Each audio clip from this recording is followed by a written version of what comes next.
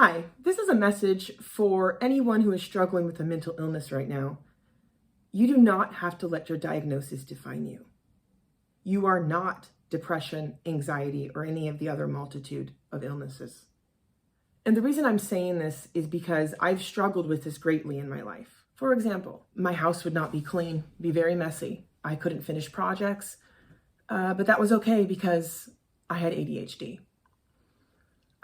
I wouldn't leave the house for long periods of time. Sometimes I wouldn't communicate with people, but that was okay because I had depression. I had such a huge irrational fear of abandonment that I couldn't regulate my emotions very well, and I would explode with anger at my husband. But that wasn't my fault because I had borderline personality disorder. Now, I'm not saying that everyone with a mental illness will use it in times when they could have made a better choice, but it does happen. And I found myself doing it quite often. Because you struggle with a mental illness, you cannot let yourself lower your expectations for the things you're capable of. My lower expectations for myself caused other people to have lower expectations of me as well. And it fed on itself like that. For years, I didn't expect much. Nobody else did either.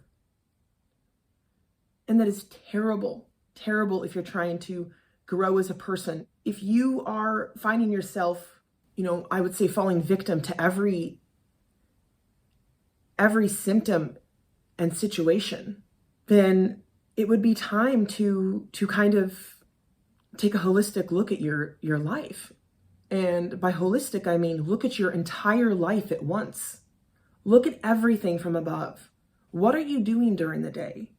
How are you treating those in your life? Were there opportunities for you to go out for a walk? Could you have folded those clothes while you were watching TV? Could you have not made that snarky remark to your spouse, even though you think you were right? These kinds of things are imperative to growth as a person, whether you have a mental illness or not. Being able to identify where you can improve and change your behavior for the next time around is critical to growing as a person. If you're struggling with falling into the symptoms over and over again and you can't find a way out, there are ways to work within that. You can set different goals. You don't have to fold the whole pile of laundry now. Maybe you fold a few shirts now and a few pairs of pants later, but you break it down because that's progress. And that's how we grow. Thank you for joining me. I'll see you next time.